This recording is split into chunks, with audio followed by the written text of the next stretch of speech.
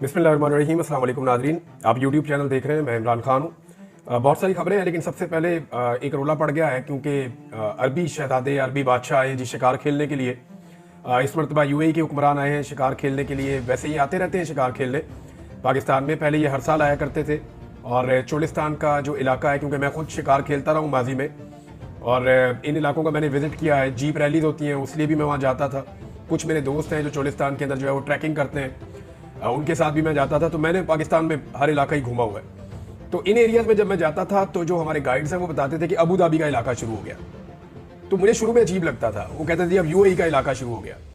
फिर वो बताते थे यहाँ पे फलां मुल्क का इलाका शुरू हो गया, फलां एरिया के जो हुक्मरान है उनका ये एरिया है। तो मामला ये ऐसे है कि चोलिस्तान के अंदर बहुत बड़े बड़े यानी सैकड़ों किलोमीटर का जो रकबा है वो जब शुरू होता है तो ये जनाब अबू धाबी वालों का है।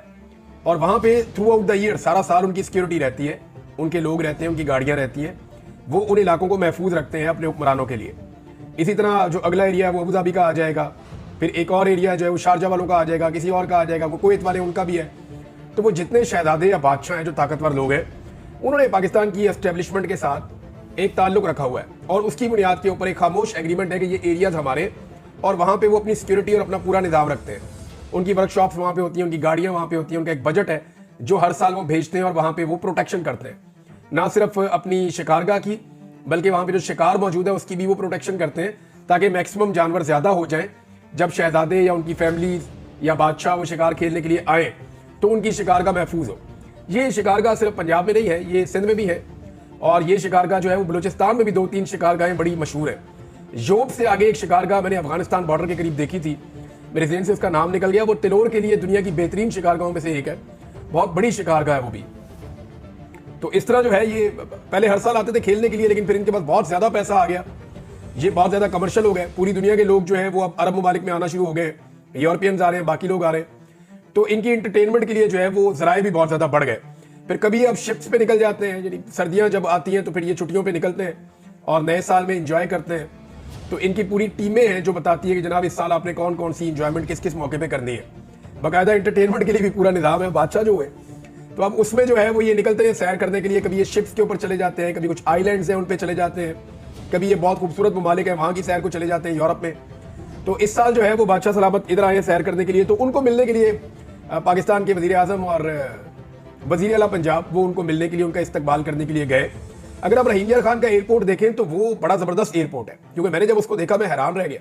तो जब मैंने उनसे पूछा, उन्होंने कहा जी ये जो आपके अरब हुक्मरान है उन्होंने इसको डेवलप किया हुआ है, क्योंकि उन्होंने यहाँ आना होता है तो उन्होंने अपने मुताबिक इस एयरपोर्ट को तैयार किया हुआ है। फिर वो जो रास्ते हैं वो बड़े ज़बरदस्त हैं, उनकी वहाँ पे बड़ी फैसिलिटीज़ हैं, जगह जगह उनके झंडे लगाए जाते हैं। तो वहाँ के जो लोग हैं वो अपने आप को थोड़ा सा अलग समझते हैं।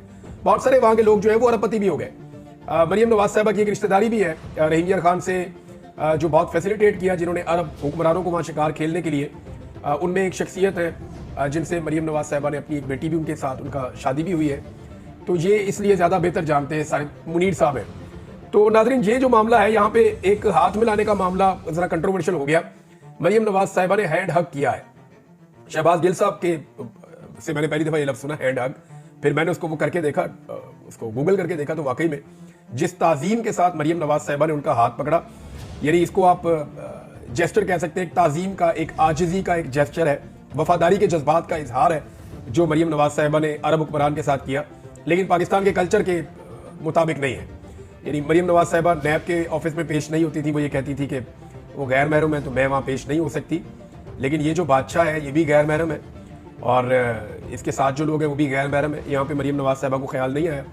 तो जब आप इक़्तिदार में नहीं होते और आपके ऊपर सख्तियाँ होती हैं तो फिर आपका क्राइटेरिया कुछ और होता है।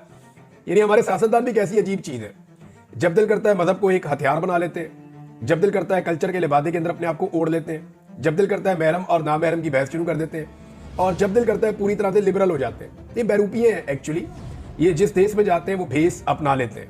बहरहाल ये इन्होंने वफादारी के जज्बात का जो इजहार किया पूरी गर्मजोशी के साथ, इसका मैं उम्मीद करता हूँ कि इनको कोई ना कोई फ़ायदा होगा। पाकिस्तान को फ़ायदा हो या ना हो, इनको फ़ायदा होगा। अब ये चंद साल के बाद आए हैं गालिबन, ये हर साल अब नहीं आते क्योंकि और बहुत सारी इंटरटेनमेंट है। तो उम्मीद करता हूँ, और जब ये आते हैं ना तो मैं आपको एक बड़ी मजे की बात बताता हूँ। मुझे वहाँ लोकल से बताया कि फिर यहाँ पे जितने मिलिट्री इस्टेब्लिशमेंट के लोग होते हैं वो भी, फिर यहाँ पे जितने ब्यूरोक्रेट्स होते हैं वो भी, और यहाँ के जितने लोकल सियासतदान हैं वो भी, ये तमाम कोशिश में लग जाते हैं कि किसी तरह हमारी एक मुलाकात हो जाए बादशाह सलामत से, हमें वहाँ पेश होने का, कोई तस्वीर खिंचवाने का मौका मिल जाए। تو یہ تحفے تحائف بھی دیتے ہیں, انعام و اکرام سے بھی نوازتے ہیں بادشاہ سلامت. جب یہ آتے ہیں تو ان کے بہت بڑے بڑے خیمے لگتے ہیں ڈیزرٹ کے اندر, اتنا خوبصورت ماحول ہوتا ہے, زبردست قسم کی انگیٹھیاں آتی ہیں باہر سے. ان کی گاڑیاں جو ہے وہ اسپیشل ڈیزائنڈ ہیں, یعنی V8 گاڑی آپ کو ایسے اوپر سے کھلی ہوئی نہیں ملے گی, لیکن ان کی گاڑیاں آپ کو ملے گی جن کے اندر یہ فالکنز کو لے کر جاتے ہیں اور شکار کھیلتے ہیں. بڑا لگژری شکار کھیلتے ہیں یہ, اور ان کے لیے باقاعدہ GPS کا ایک سسٹم استعمال کیا جاتا ہے جس سے پتہ چلتا ہے کون سا جانور کس جگہ پہ موجود ہے اور کون سی جگہ خالی ہے, تو ان کو ڈائریکٹ وہاں پہ لے کر جاتے ہیں. وہاں یہ لوگ اپنے اپنے فالکنز جو ہیں یا جو باز ہیں ان کو یہ اڑاتے ہیں اور وہ پھر شکار ان کے لیے کھیلتے ہیں تلور کا اور باقی جانوروں کا. تو بڑا زبردست ان کا ایک انٹرٹینمنٹ ہے. ان کی ورک شاپیں تک ساتھ آتی ہے, ان کی سیکورٹی سارا سال رہتی ہے, لیکن جب یہ آتے ہیں تو مزید سیکورٹی ساتھ آتی ہے. ان کے خادم, ملازم, ٹیکنیکل عملہ, ہر قسم کی فیسلٹی یہ جنگل میں منگل کر دیتے ہیں. اور پھر ان کے قریب پھٹکنے کی بھی کسی کو اجازت نہیں ہوتی. اگر کسی کو آنا ہے تو پھر باقاعدہ پراپر پرمیشن لے کے, کیونکہ بادشاہ سلامت کا یہ انٹرٹینمنٹ کا ٹائم ہے, ان کا یہ چھٹیاں منانے کا ٹائم ہے, ان کے ساتھ ان کا پورا لاؤ لشکر ہوتا ہے جو ان کے لیے انٹرٹین ان کو کرتا ہے ڈیزرٹ کے اندر. تو اس لیے وہاں پہ مداخلت بھی وہ کم سے کم رکھتے ہیں. تو کچھ لوگ ملنے میں کامیاب ہو جاتے ہیں, کچھ لوگ نہیں ہوتے. اب یہ مریم نواز صاحبہ کے ہاتھ میں لانے کے اوپر تنقید ہو رہی ہے. ایکچولی PMLN نے اتنا گند مارا ہوا ہے پاکستان میں عورتوں کے اوپر, اتنا زیادہ مارا ہوا ہے کہ وہ تھوڑی سی بھی حرکت وہ بھی کرتے ہیں تو پھر آگے سے اسی طرح کا جواب آتا ہے. یہ اب مریم نواز صاحبہ کی مرضی ہے, وہ جیسے مرضی ہاتھ پکڑے. یہ دیکھیں ان کو ایک انڈیپینڈنس ہے, ایک آزادی ہے ان کو کہ وہ جس کا چاہیں جیسے مرضی ہاتھ پکڑے, لیکن جو آپ کی کلچر ہے اس کے ساتھ جو چیزیں مطابقت نہیں رکھتی وہ اور لگتی ہیں. اور PMLN کا اپنا میڈیا جو ہے اس پہ ڈیفینسو ہے, وہ پریشان ہے کہ جناب اس کا کیا جواز ہم دیں. پاکستان تحریک انصاف نے ابھی تک ان کو گرین سگنل نہیں ملا کہ آج ان کی ملاقات ہوگی یا نہیں ہوگی عمران خان صاحب سے, لیکن ان کی کمیٹی عمران خان صاحب سے ملنا چاہتی ہے. اور آج فیصلہ آنا تھا عدالت کا, لیکن رات گئے یہ پتہ چل رہا ہے کہ فیصلہ نہیں آئے گا. اور یہ بات ہمیں پتہ چل رہی ہے ان لوگوں سے جو اسٹیبلشمنٹ کی طرف سے خبریں دیتے ہیں. ہمیں عدالت کی طرف سے یہ خبر ابھی تک پتہ نہیں چلی, اور ہو سکتا ہے کہ فیصلہ آ بھی جائے اچانک, لیکن اب زیادہ امکانات یہ ہے کہ فیصلہ نہیں آئے گا, اس کو مزید ڈیلے کیا جائے گا. ایسا لگتا ہے کہ فیصلہ بھی اب مذاکرات کے ساتھ مشروط ہو گیا, اور شاید عدالتی فیصلہ بھی یہ دیکھ کر آئے گا کہ اس نے آنا کیا ہے, یعنی اس طرف جانا ہے یا اس طرف جانا ہے. مذاکرات کے نتیجے کے اوپر لگتا ہے فیصلہ ٹکا ہوا ہے. پاکستان بھی ایک عجیب ہی ملک ہے, یہاں پہ ججز یہ سوچتے ہیں کہ جناب یا ان کو یہ سوچوایا جاتا ہے یا انہیں بیچاروں کو مجبور کیا جاتا ہے. بڑی مجبور عدلیہ ہے, چاہے وہ سپریم کورٹ ہو, چاہے وہ ہائی کورٹ ہو, چاہے وہ لوور کورٹس ہوں. لیکن یہاں پہ ایسے زبردست ہیروز بھی ہیں اسی عدلیہ کے اندر جنہوں نے تمام دباؤ اور پریشر کے باوجود حق اور سچ کے ساتھ کھڑے ہو کر انصاف کیا. اور میری قسمت بڑی اچھی ہے, یعنی میں اگر آپ کو یہ کہوں پرسنٹیج میں 80% میں ایسے ججز کے سامنے پیش ہوا جنہوں نے مجھے موقع پر انصاف دیا, اور کوئی 20% مجھے بڑی مایوسی بھی ہوئی کہ سامنے نظر آ رہا ہے کہ یہ چیز ایسے نہیں ایسے ہے, لیکن جج صاحب کمرے کے اندر جاتے ہیں اور اندر سے فیصلہ لکھ کر کچھ اور بھیج دیتے ہیں جس کے اوپر پوری عدالت مایوس ہو جاتی تھی. عدالت میں جتنے لوگ کھڑے ہوتے تھے سارے مایوس ہو جاتے تھے. تحریک انصاف کے لیے ایک آپشن ہے, اور اس کے اوپر کچھ لوگوں نے ذکر بھی کیا ہے. میرے پاس ڈائریکٹ اس حوالے سے کوئی خبر نہیں ہے, لیکن یہ خبریں گردش کر رہی ہے کہ تحریک انصاف ایک درخواست دے گی عمران خان صاحب کی حفاظت کے لیے کہ جناب عمران خان صاحب کو جو ہے کہیں اور شفٹ کیا جائے. لیکن مجھے نہیں لگتا کہ یہ ہونا چاہیے. اگر عمران خان صاحب نے اس سسٹم کے سامنے ایسے سرنڈر کیا اور ان کی پارٹی نے ایک ایسی درخواست کمزور ڈالی, تو جتنی عمران خان کی سٹرگل ہے اس کو کچھ حد تک دھچکا لگے گا. یعنی نواز شریف صاحب ڈیل کر کے باہر آئے, زرداری صاحب ڈیل کر کے باہر آئے, بے نظیر پاکستان واپس آئی, ڈیل کر کے آئی. تو پاکستان میں سب نے ہی اسٹیبلشمنٹ سے ہمیشہ ڈیل کیے. اگر عمران خان صاحب اسٹیبلشمنٹ سے ڈیل کیے بغیر ایک دباؤ ڈال کر اور عوامی طاقت سے باہر آ گئے تو یہ پاکستان کا ریکارڈ ٹوٹ جائے گا, اور پاکستان کو ایک بار یہ ریکارڈ توڑنا پڑے گا. چاہے وہ نواز شریف توڑ دیتے, چاہے وہ بے نظیر توڑ دیتی, چاہے وہ کوئی اور توڑ دیتا, یا چلے اب عمران خان توڑ دے, لیکن اس متھ کو ایک مرتبہ توڑنا پڑے گا کہ پاکستان میں اسٹیبلشمنٹ کے بغیر بھی عوامی طاقت سے فیصلے کیے جا سکتے ہیں. اگر بند کمروں میں فیصلے ہونے ہیں تو پھر تو پاکستان جہاں کھڑا تھا آج سے 2.5 سال پہلے, پاکستان خدا نخواستہ وہیں کھڑا ہوگا. تو پاکستان تحریک انصاف کو ایسی کسی بھی چیز سے مجھے ایسا لگتا ہے گریز کرنا چاہیے. حامد رضا کاظمی صاحب نے ایک دعویٰ کیا, انہوں نے کہا جی کہ ایک دباؤ انہوں نے ڈالنے کی کوشش کی. انہوں نے کہا جی کہ عمران خان نے مطالبات پورے نہ ہونے کی صورت میں یہ کہہ دیا ہے کہ پھر مذاکرات ختم ہو جائیں گے. دیکھیے دباؤ وہ ڈالنے کی کوشش کر رہے ہیں. مطالبات ہیں کیا جی؟ 2 مطالبات ہیں, سادے مطالبات ہیں. نون لیگ کہتی ہے مطالبات لکھ کر لاؤ, PTI کہتی ہے جی ہم نے آپ کو بتا دیا, ساری دنیا کو پتا ہے یہی مطالبات ہیں.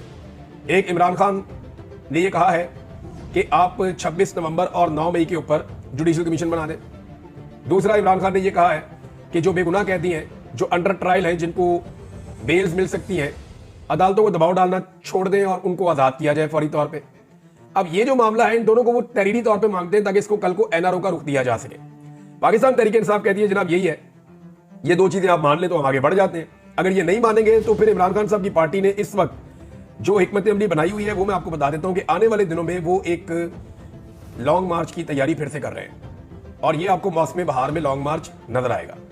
देखें, जो मार्च का महीना शुरू होता है ना, यानी फरवरी की 20 तारीख के बाद से मौसम बदलना शुरू होता है, और 20 फरवरी के बाद से लेकर जो आपका मार्च का महीना आएगा पूरा, इसमें बिल्कुल एक बड़ा मुवाफिक मौसम होता है एहतजाज के लिए। पाकिस्तान में बड़ी बड़ी तरीके इन मौसमों में चलती रही हैं, तो फिर अप्रैल मई तक पूरा एक माहौल होता है।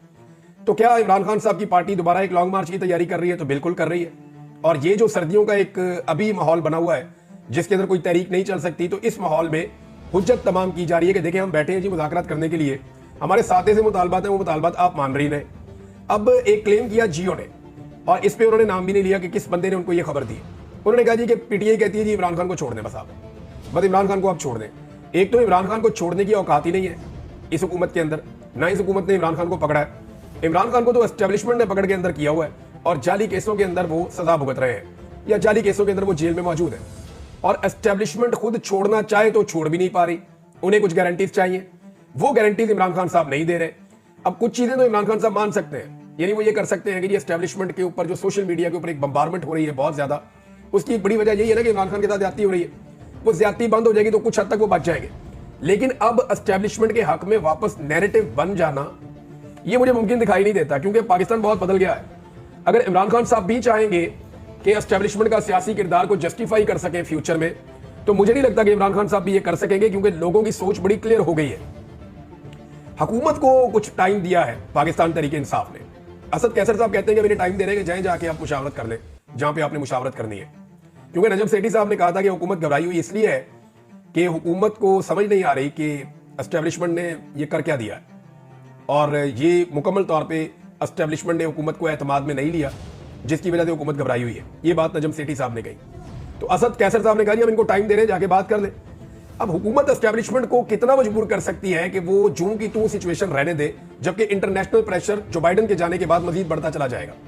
अभी जो बाइडन सिर्फ इलेक्शन हारा है, और जो बाइडन के इलेक्शन हारने के बाद नवंबर, दिसंबर और जनवरी के चंद दिनों में आपने देखा कि बाहर से कितना ज्यादा प्रेशर आया है।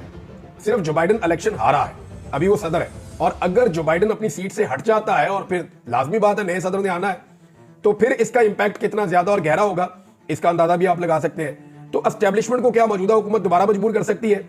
देखिए, हुकूमत को एस्टेब्लिशमेंट ने इतना कुछ दिया है कि अब ये कुछ उनसे मांग नहीं सकते। मिसाल के तौर पे इनके सारे केसेस खत्म कर दिए, इनके ऊपर पाबंदियां खत्म कर दी, इनको जेलों से निकाल कर इनको एनआरओ दिया गया, तमाम कारोबारी मामलात इनके वापस सीधे किए गए जितने माली मामलात थे। जाली फार्म 47 पर इनको एक बार फिर हुकूमत दी गई, और एक मरतबा इनको इमरान खान की हुकूमत के बंदे तोड़ के जुल्म और जबर के साथ रजीम चेंज करके हुकूमत दिलवाई गई। फिर इनकी अपनी निगरान हुकूमतें बनाई गई ताकि जो चाहे जैसे चाहे ये करें। इलेक्शन कमीशन इनकी झोली में डाला गया, जाली इलेक्शन इनकी झोली में डाला गया। इनकी सबसे बड़ी मुखालिफ सियासी जमात जो पाकिस्तान में सबसे ज्यादा मकबूल थी, उसको एस्टेब्लिशमेंट ने पूरी ताकत से कुचला। यानी अब तो सारी जिंदगी एस्टेब्लिशमेंट इनको गोद में बिठाकर नहीं रख सकती, अल्टीमेटली इनको अपने पांव पे खड़ा होना पड़ेगा। तो इस मरतबा एस्टेब्लिशमेंट का मामला यह कि उनका अपना सर्वाइवल है। देखिए, ये ऐसा कभी भी नहीं हुआ इससे पहले एस्टेब्लिशमेंट मुश्किलात में आई है, लेकिन इस मरतबा एस्टेब्लिशमेंट के लिए सर्वाइवल का मसला है, क्योंकि एस्टेब्लिशमेंट का बयानिया पहली मरतबा इस मुल्क में बढ़ गया है। एस्टेब्लिशमेंट को पहली मरतबा बदतरीन शिकस्त हुई है, सियासत के मैदान में भी उनको शिकस्त हुई है। अवाम में उनकी मकबूलियत का जो बुत है वो पाश पाश हो गया है। एस्टेब्लिशमेंट की काबिलियत का पोल भी अवाम के सामने खुल गया है। अवाम से जो उनके प्यार का एक दावा था, वो दावा भी बह गया है। कारोबारी और माली मामला जो एस्टेब्लिशमेंट के हमेशा से छुपे हुए थे, आज तक कभी सामने नहीं आए, वो सारे के सारे मामला भी खुल गए हैं। तो एस्टेब्लिशमेंट के लिए अपने सर्वाइवल का मसला है। यानी ऐसा इससे पहले इतनी ज्यादा दफा नहीं हुआ। 3 दफा पहले एस्टेब्लिशमेंट या मिलिट्री एस्टेब्लिशमेंट मुश्किलात में आई है पाकिस्तान की तारीख में। एक 1971 में आई थी, जब पाकिस्तान इंडिया से जंग हार गया और बांग्लादेश अलग हो गया, और एक बहुत बड़ी नाकामी थी पाकिस्तान की मिलिट्री एस्टेब्लिशमेंट और उस वक्त के सियासतदानों की, और उसके लिए सबसे बड़ा मुजरिम याह्या खान था जो उस वक्त का डिक्टेटर था। तो ये एक ऐसा टाइम था जब पाकिस्तान की आवाम पाकिस्तान की मिलिट्री एस्टेब्लिशमेंट से मुतनफर हुई थी। दूसरी मरतबा जब जुल्फिकार अली भुट्टो साहब को फांसी दी गई, लेकिन उसका इतना इंपैक्ट बन नहीं पाया क्योंकि जुल्म और जबर बहुत किया गया था ज़िया उल हक की जानिब से। दूसरा, फौरी तौर पे ज़िया उल हक ने एक मजहबी कार्ड इस्तेमाल किया और मजहबी सियासी जमातों को साथ मिला के अफगान जंग और ये सारी चीजें छेड़ के तो वहां चीजें कंट्रोल कर दी थी। तो जुल्फिकार अली भुट्टो को फांसी दी गई। उस वक्त दूसरी मरतबा एस्टेब्लिशमेंट से लोग नफरत कर रहे थे। तीसरी मरतबा परवेज मुशर्रफ के दौर में एक ऐसा वक्त आया जब तहरीक खड़ी हो गई। तो मुझे अच्छी तरह याद है कि ये जो फौजी अफसरान थे, ये यूनिफॉर्म के अंदर बाहर नहीं आते थे। ये बाकायदा कहा करते थे निजी महफिलों में कि हमें ऑर्डर दें कि आप यूनिफॉर्म के अंदर बाहर ना फिरें, दहशत गर्दी के मामला भी थे और सियासी तौर पे वो इतने मकबूल भी नहीं रहे थे। लिहाजा ये 3 मरतबा ऐसा हुआ था, लेकिन इस मरतबा जो हुआ है रजीम चेंज ऑपरेशन के बाद चौथी मरतबा एस्टेब्लिशमेंट की मकबूलियत कम हुई है, तो ये बहुत कम हो गई है। वजह यह है कि इस मरतबा उसकी शिद्दत बहुत ज्यादा है, क्योंकि 4 नई चीजों से इनका पाला पड़ा है पहली मरतबा। नंबर 1, सोशल मीडिया पहली मरतबा एस्टेब्लिशमेंट को इसका सामना करना पड़ा और उन्हें अंदाजा हुआ कि सोशल मीडिया का वो मुकाबला नहीं कर पाते, लिहाजा उन्होंने सोशल मीडिया पे पाबंदियां और इंटरनेट की बंदिश शुरू कर दी और अपना सोशल मीडिया भी बंद कर दिया। यानी ISPR का जो DG है उसका सोशल मीडिया बहुत तगड़ा होता है, ट्विटर के ऊपर जो उसका अकाउंट होता है, लेकिन वो एक भी ट्वीट नहीं कर पा रहा है, क्योंकि जितने ट्वीट वो करते हैं उसके नीचे जो आवाम फिर जुमले लिखती है, तो उन्होंने पहले उसको बंद कर दिया। नंबर 2 जो सामना करना पड़ा सोशल मीडिया के बाद, वो ओवरसीज पाकिस्तानियों का। पहली मरतबा ओवरसीज पाकिस्तानी भी पाकिस्तानी एस्टेब्लिशमेंट के खिलाफ हो गए, वो कभी भी ऐसे नहीं हुआ था, लेकिन अब ओवरसीज पाकिस्तानी खुलकर साथ दे रहे इमरान खान का पाकिस्तानी एस्टेब्लिशमेंट के मुकाबले में। नंबर 3 जो पाकिस्तान की मिडिल क्लास है, जो अपने आप को सियासत से बाहर रखती थी और वो हमेशा एस्टेब्लिशमेंट को पाकिस्तान का सेवियर समझती थी, वो भी एस्टेब्लिशमेंट के खिलाफ हो गई। तो मिडिल क्लास को पहली मरतबा इमरान खान साहब सियासत में लेकर आए और वो इमरान खान के साथ इतनी ताकत से खड़ी हुई कि उन्होंने एस्टेब्लिशमेंट को खैराबाद कह दिया। नंबर 4 पंजाब और खैबर पख्तूनख्वा के जो शहरी इलाके हैं, ये एस्टेब्लिशमेंट का एक तगड़ा गढ़ हुआ करता था, जैसे पीपल्स पार्टी का लाड़काना है, जैसे एक दौर में नून लीग का लाहौर गढ़ था। इसी तरह जो पंजाब पूरा है या सिंध के शहरी इलाके या खैबर पख्तूनख्वा के जो मेन सेटल्ड एरिया हैं, ये सारे पाकिस्तान की एस्टेब्लिशमेंट का गढ़ हुआ करते थे, लेकिन इमरान खान साहब ने एस्टेब्लिशमेंट से उनके ये गढ़ जो है वो छीन लिए। अब मेरे सुनने वाले बहुत सारे लोग जो है ना, वो इस बात से शायद इख्तलाफ करें, नाराज भी, उनको बुरा भी लगे, लेकिन मेरे ख्याल में अगर आज सारी अच्छी जमातें मिलकर, ईमानदार या करप्ट लीडरशिप मिलकर, मुहिब्बे वतन या सारे गद्दार मिलकर, सारी जमातें और क़यादत मिलकर सिर्फ फौज को सियासत से और दीगर कारोबारों से अलग कर देना, तो अगले 10 से 20 साल के अंदर मैं आपको गारंटी करता हूं कि ये मुल्क रहने के लिए एक बेहतरीन जगह बन जाएगा। ये सारे चाहे चोर हैं, चाहे डाकू हैं, चाहे गद्दार हैं, ये जितने सियासतदान हैं, जैसे भी हैं, गंदे हैं, अच्छे हैं, करप्ट हैं, बेईमान हैं, कुछ भी है, ये सारे इकट्ठे होकर बैठ जाए और बैठकर एक मरतबा पाकिस्तान की फौज को पाकिस्तान के सियासी मामलात से और पाकिस्तान के कारोबारी मामलात से, सिर्फ दिफाई मामलात में इनकी इंटरफेरेंस रखें, बाकी सारी चीजों से आप अलग करके देखें। 10 से 20 साल में गारंटी करता हूं कि ये मुल्क रहने की बेहतरीन जगह बन जाएगा। ये इस खित्ते का बेहतरीन मुल्क होगा, इसमें इतना पोटेंशियल है, क्योंकि फिर फैसले जो है वो अवाम के और मुल्क के मफाद में होंगे ना, इदारों के या किसी के जाती मफाद के अंदर नहीं होंगे, जो आज तक हम भुगतते रहे हैं। अच्छा जी, एक चीज और है कि पाकिस्तान तहरीक इंसाफ जो बाइडन के जाने के बाद मुजाहिरों की एक हिकमत अमली बना रही है और जो लॉन्ग मार्च होगा वो पहले से बहुत तगड़ा और बहुत बड़ा होगा। अब हुकूमत के बाद और एस्टेब्लिशमेंट के बाद ये रास्ता है कि जल्द अज जल्द इमरान खान को बाहर निकाले और वो जो एक बड़ी तहरीक अगर इमरान खान साहब बनाना चाहते हैं, उसको किसी तरह इस मौसम बहार में पोस्टपोन कर दे या किसी तरह उससे जान छुड़ा ले या उससे बच जाए किसी तरह।